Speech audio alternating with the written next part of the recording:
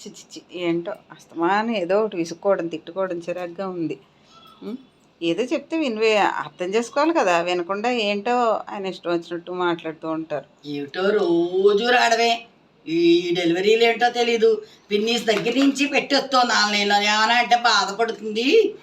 చిన్నపిల్ల కదా, ఇంకా తీరు రాలేదని ఆలోచిస్తున్నాను. నా బాధ ఈవిడ బాధ ఈవిడిది. ఇలా ఏంటత్తయ్య గారు చెప్పండి. ఈ పలకడానికి కూడా అంత నొప్పిగా ఉందా? ఇగో గడి కొట్టి గంట కొట్టి వస్తున్నాయి.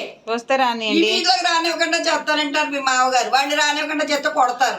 మన ఇంట్లో వాళ్ళమే మనం పెట్టకుండా ఉండాలి. ఏం పెట్టావు వాడు? గమ్ము గమ్ము దొరకదా? మన అడివా ఊరు కదా. అత్తయ్య గారు ఫ్రీగా వస్తుంది కదా 1కి 2 అని పెట్టాను. అది గమ్మె పెట్టాడు, అందులో మంచినీళ్ళే పోసి ఇచ్చాడు. ఏమో చూద్దాం, ఓపెన్ చేస్తే కానీ తెలియదు కదా. అస్సలు రా ఇంత బద్దకాలేటరా. వాడు గమ్ము తేడా తెమ్మంటేనో. ఎవరు? ఎందుకు వాడిని విసుక్కుంటున్నా?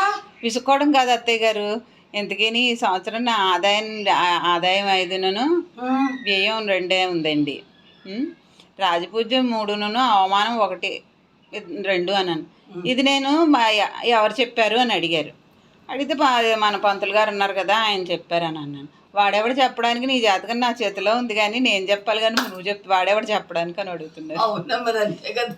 మరి విసుక్కోరా? మరి విసుక్కుంటే విసుక్కున్నానంటారు. దానికి ఎందుకు మరి? అవును మరి, వాడే విసిగించావో అందుకని అన్నాడు నీ జాతకం నా చేతిలో ఉందని. మరి అదే నీ జాతకనకే బ్రహ్మాండంగా ఉంది, అందులో ఉన్న దానికన్నా బాగుంది కదా.